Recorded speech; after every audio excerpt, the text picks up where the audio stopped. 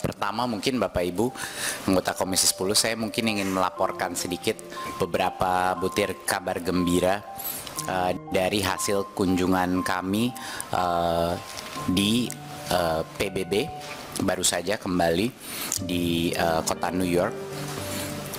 Satu hal yang patut saya umumkan adalah kami diundang oleh PBB untuk 2 kali membahas mengenai transformasi kebijakan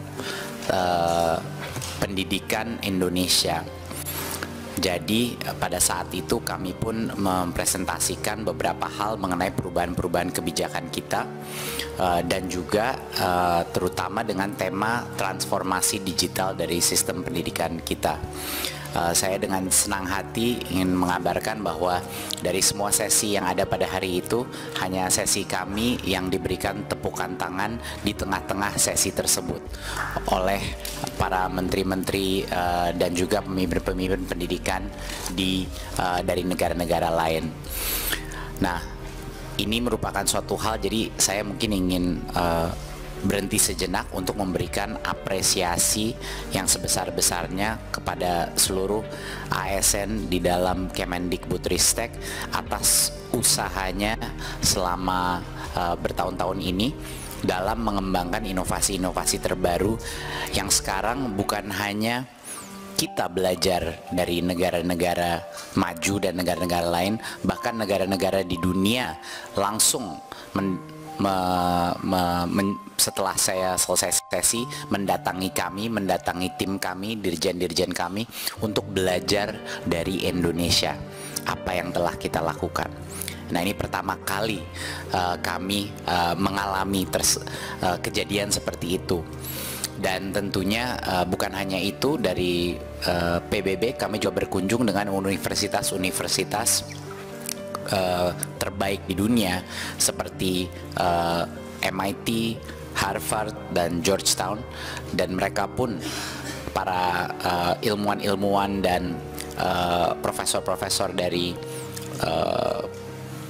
institusi akademik yang terbaik di dunia lumayan tercengang dengan semua inisiatif yang dilakukan Indonesia, dan karena itu mereka sangat semangat melakukan berbagai macam rangkaian riset dengan kami untuk membantu kami juga mengevaluasi kebijakan-kebijakan dan implementasinya. Nah, salah satu topik yang membuat para negara-negara lain paling memuji Indonesia dan ingin belajar dari Indonesia adalah transformasi digital. Jadi itu yang akan saya bahas sekarang, lalu saya akan mungkin bisa menjawab beberapa pertanyaan mungkin dari masyarakat atau dari pihak Komisi 10 mengenai isu ini.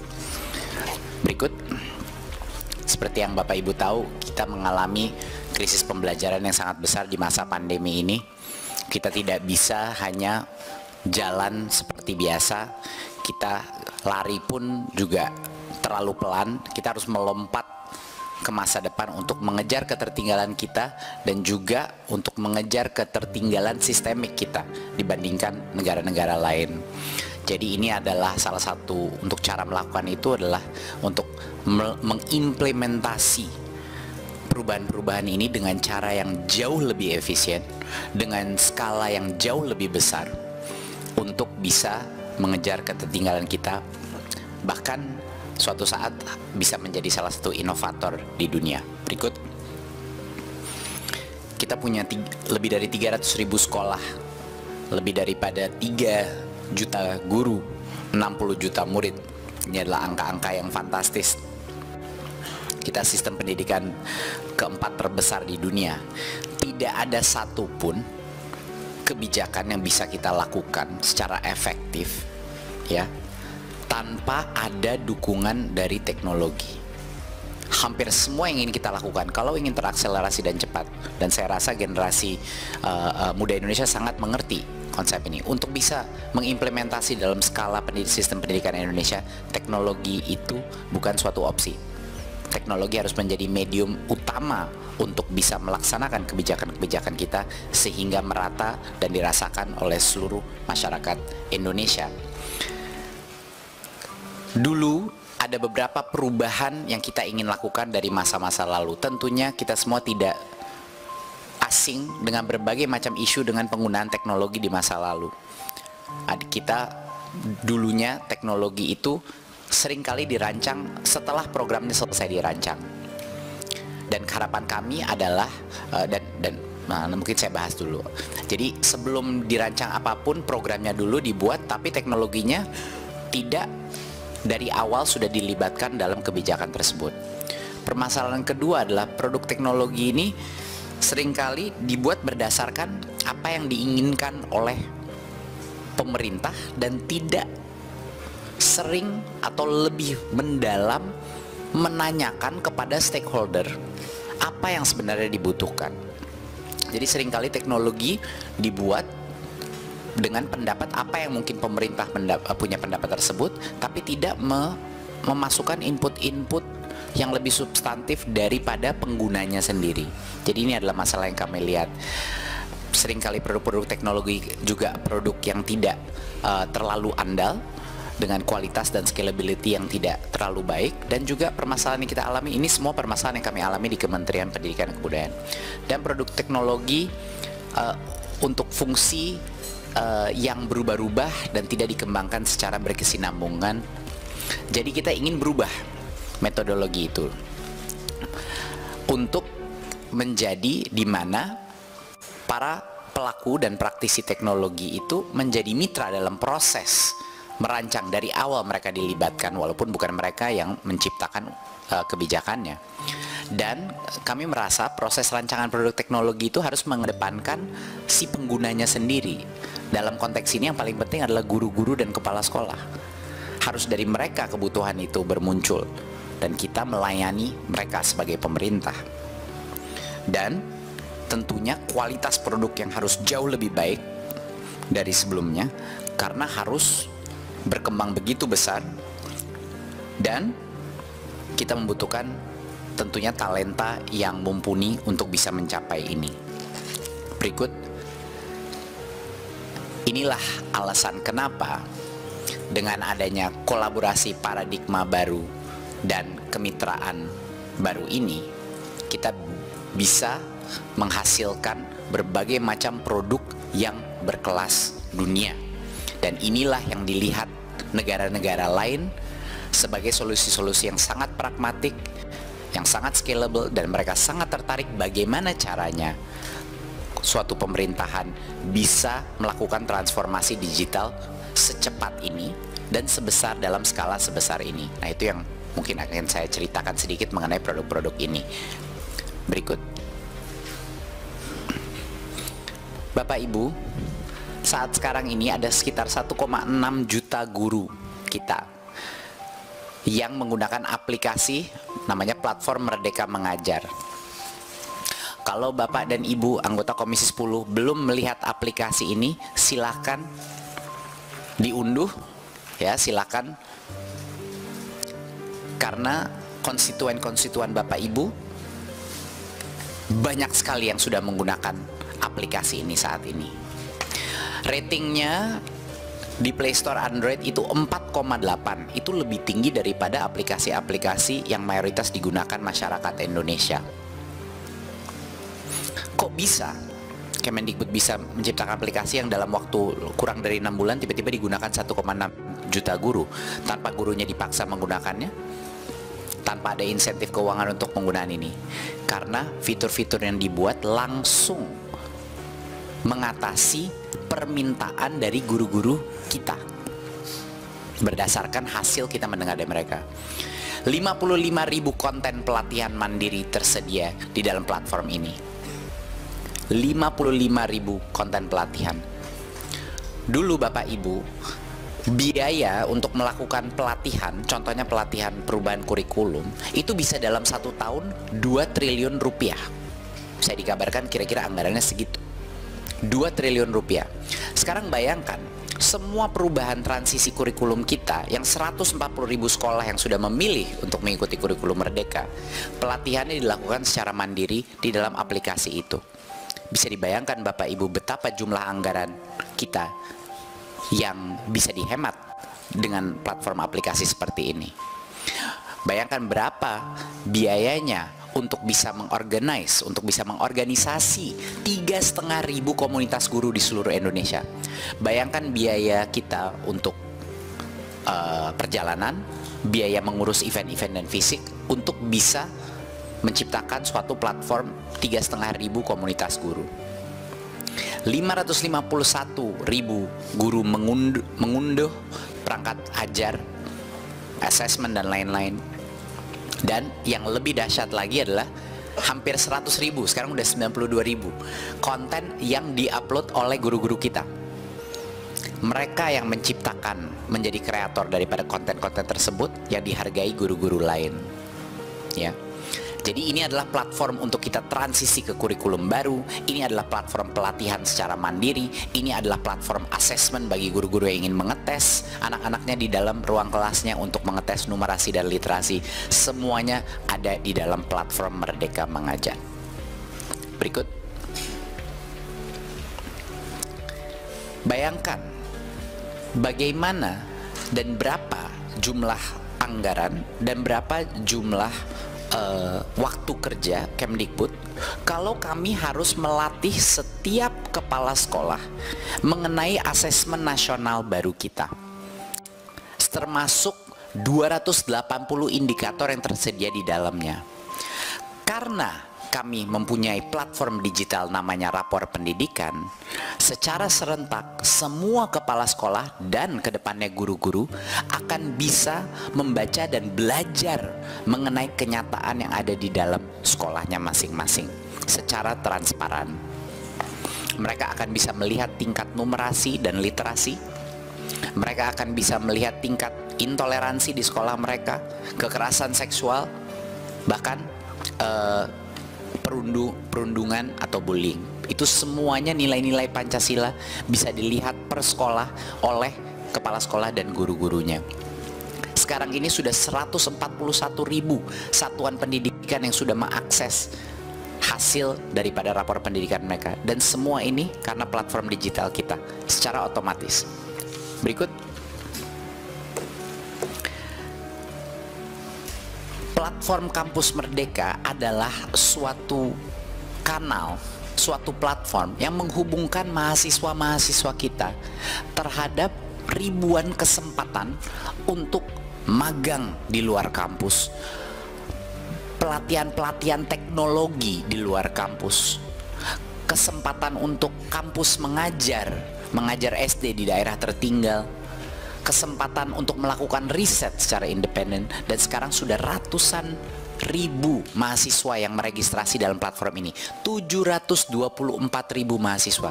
Sekarang Bapak Ibu bayangkan berapa biaya yang akan harus ditanggung oleh perguruan tinggi untuk menciptakan job fair di masing-masing perguruan tinggi untuk menemukan mereka kepada berbagai macam perusahaan dan kesempatan di luar kampus. Semua ini dilakukan secara digital dan otomatis dan memberikan kesempatan yang sama bagi anak-anak mahasiswa kita di perguruan tinggi di pulau-pulau yang paling terpencil pun, ya, bukan perguruan tinggi mungkin yang besar atau ternama, punya kesempatan yang sama untuk bisa masuk program-program dan perusahaan-perusahaan terbaik. Ini dilakukan karena teknologi. Ya, 2,7 ribu mitra industri telah berpartisipasi dalam platform ini untuk menawarkan berbagai macam program-program mereka. Berikut. Kami mendengar selalu keluhan bahwa pemimpin daripada unit sekolah kita, yaitu kepala sekolah, terbebani dengan begitu banyaknya urusan administrasi, begitu banyaknya beban pelaporan, sampai tugas utama mereka yaitu mementor dan meningkatkan kualitas guru-guru mereka itu tidak bisa tercapai. Jadi apa yang kita lakukan? Kita menciptakan platform namanya Arkas dengan versi yang terbaru yang membantu mereka mengotomasi proses perencanaan, penatausahaan dan pelaporan anggaran sekolah. Dan sekarang 216.000 sekolah telah menggunakan Arkas ini, sehingga kepala sekolahnya bisa fokus kepada tugas terpenting mereka, yaitu mengelola dan meningkatkan kapasitas guru mereka.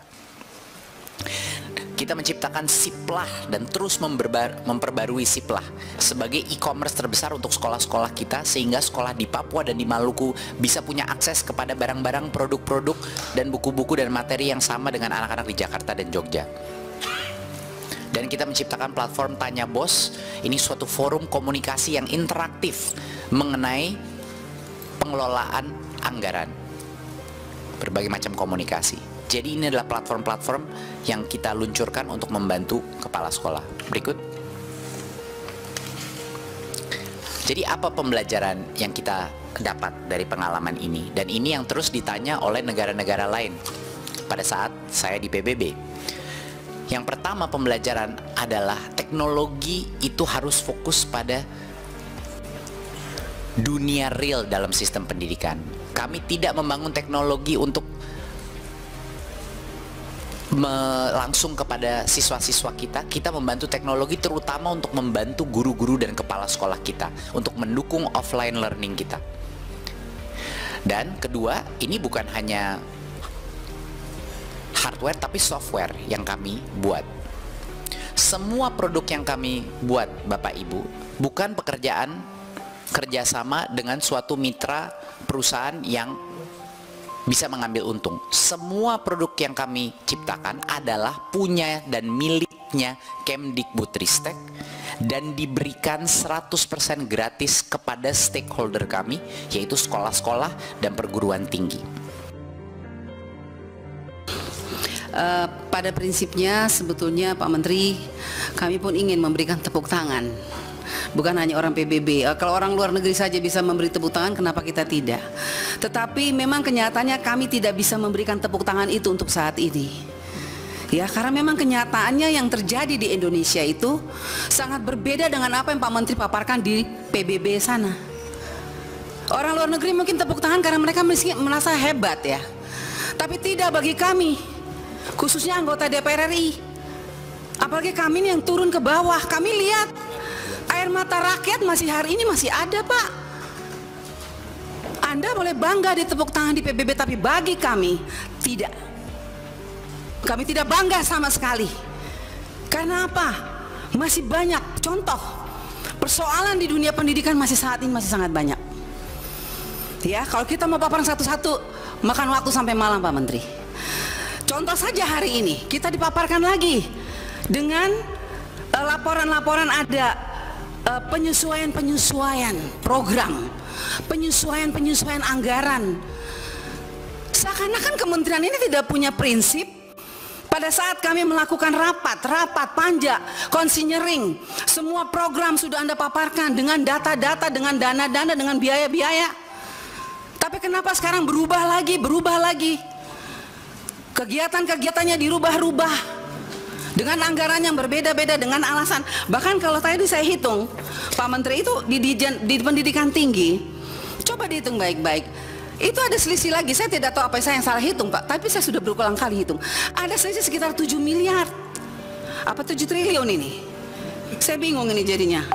Ada 34 triliun, berarti 7 triliun. Saya sampai tanya teman-teman, ini bagaimana nih? Memang saya akui, mungkin menteri kita ini terlalu pintar. Tetapi kita juga tidak bisa dibodoh-bodohi amat, Pak. Karena kalau kami bodoh pasti kami tidak mungkin dipilih rakyat. Itu sudah pasti. Karena kami itu berbicara dengan data yang ada. Program ada, anggaran ada, dirasakan oleh rakyat atau tidak. Kalau tidak dirasakan oleh rakyat, bagi kami Anda tidak berhasil. Orang luar negeri boleh tepuk tangan karena mereka tidak tahu apa-apa. Tapi kita yang di negeri ini, kita yang tahu, kita yang rasa. Banyak sekali persoalan. Tadi sudah diangkat oleh beberapa teman saya mengenai persoalan P3K. Sampai hari ini, Pak, masih banyak guru-guru yang menangis. Kapan kami terima gaji? Kami makan apa ini? Kami sudah lulus, passing grade sudah lulus segala macam. Tapi mana gaji kami? Mana? Kami sudah tidak bekerja lagi. Anak kami mau makan apa? Dengar itu dong, Pak Menteri. Itu yang harus Anda pikirkan kalau Anda mau ditepuk tangan oleh seluruh rakyat Indonesia. Ya, kemudian kami dengar di PBB Anda dengan bangganya ada 400 tim bayangan. Pertanyaan saya, tim bayangan yang Anda katakan dengan bangganya di sana itu, apa Apa dampak positifnya? Apa energi positifnya untuk Indonesia? Kenapa masih banyak persoalan di daerah 3T? Kenapa? Terus 400 orang tim bayangan itu apa kebanggaannya? Coba Anda jelaskan. Apa yang mereka lakukan sampai kita tuh harus bangga dengan Anda seperti itu, Pak Menteri? Ya, kemudian saya juga hari ini mau mengatakan kepada Pak Menteri, saya sudah bosan bicara seperti ini. Karena apa? Saya pernah memberikan pertanyaan-pertanyaan dan saya minta data realisasi anggaran APBN 2021-2022 seperti yang dikatakan Pak Ferry tadi. Mana Ibu Inspektorat Jenderal? Mana laporannya untuk kami? Janjinya mau tertulis. Mana? Pak, sebentar lagi kami semua ini akan mengadakan reses. Dan kami itu reses bukan jalan-jalan, Pak Menteri. Kami jalan-jalan ke daerah pemilihan kami. Dan apa yang kami bawa? Ketika kami bangga, oh kami sudah ketok sekian triliun 2021, 2022. Tahu nggak rakyat bilang apa? Mana? Jadi saya minta dengan tegas hari ini Pak Menteri, tolong data realisasi APBN yang kita pernah minta itu diberikan. Semua program kerja, termasuk dana transfer ke daerah, saya rasa itu tidak perlu ditutup juga oleh kami anggota Dewan. Karena setelah kami setujui baru dana transfer itu ditransfer. Terus kenapa kami tidak diberi datanya? Supaya kami juga bisa lihat pemerintah daerah kami itu menggunakan APBN itu dengan bertanggung jawab atau tidak. Itu yang kedua. Dana-dana pendidikan, dana BOS, BOP, PAUD. Banyak anak-anak PAUD yang ketika saya turun di bawah, orang guru-gurunya, ibu kami tuh nggak dapat apa-apa Bu Anita, kami hanya capek. Lah, kok di laporannya sekian banyak dananya ya? Jadi saya minta Pak tolong diberikan penjelasan. Ini tidak usah seralang tapi catatan sesuai dengan angka-angka supaya kami juga turun ke bawah pakai angka. Kita pakai angka aja sekarang ya. Kemudian itu tunjangan khusus guru di daerah terpencil Pak, masih banyak yang teriak nggak dapat 3-6 bulan. Ini kita mau marah atau kita mau kasihan, kita jadi bingung karena kami itu selalu gimana ya, ketika kami datang kami hanya melihat air mata guru-guru, kami juga jadi menangis jadinya. Ya, dan sakit hati kami ketika Anda dengan bangganya di PBB mengatakan ada 400 tim bayangan. Kalau 400 tim bayangan itu hanya mengacaukan anggaran APBN ya, ngapain Anda bangga dengan itu Pak Menteri? Yang berikut, tunjangan profesi guru tolong diperhatikan Pak Menteri. Daratan Sumba, daratan Timur masih banyak persoalan. Ya, terus PIP, kembali lagi KIP, pertanyaan saya. Tahu nggak Pak Menteri, kira-kira berapa lagi anak miskin yang belum dapat PIP? Ya tahu nggak Pak Menteri? Kira-kira berapa banyak lagi anak mahasiswa miskin yang belum dapat KIP? Pak Menteri tahu nggak? Jangan Anda bangga tapi Anda tidak tahu data real di bawah. Anggaran banyak, siapa yang sudah dapat, siapa yang belum dapat. Kenyataannya masih banyak masyarakat miskin, anaknya tidak bisa dapat PIP. Banyak mahasiswa miskin yang sampai saat ini menangis tidak dapat KIP kuliah. Lah terus program ini untuk siapa? Kan untuk mereka miskin. Seharusnya setambah tahun semakin banyak program yang diberikan, harusnya anak-anak yang miskin semakin banyak dong yang menjadi mahasiswa, yang menjadi sarjana. Ini masih banyak kok yang tidak bisa jadi sarjana karena tidak bisa merasakan KIP kuliah ini dengan segala macam aturan. Baik pimpinan, saya rasa itu saja, masih banyak sebetulnya tapi saya rasa teman-teman saya juga pasti masih punya segudang. Karena kami semua ini bukan DPR abal-abal Pak Menteri. Jadi tolong dengarkan kami. Jangan hanya iya tapi nanti nggak dibikin. Ya itu saya tunggu tuh Ibu Ijen, mana Ibu Ijen? Saya tunggu nih, capek saya tunggu nggak ada di anggarannya. Kenapa? Tidak dibuka kepada kami itu data-data. Siap, makasih pimpinan.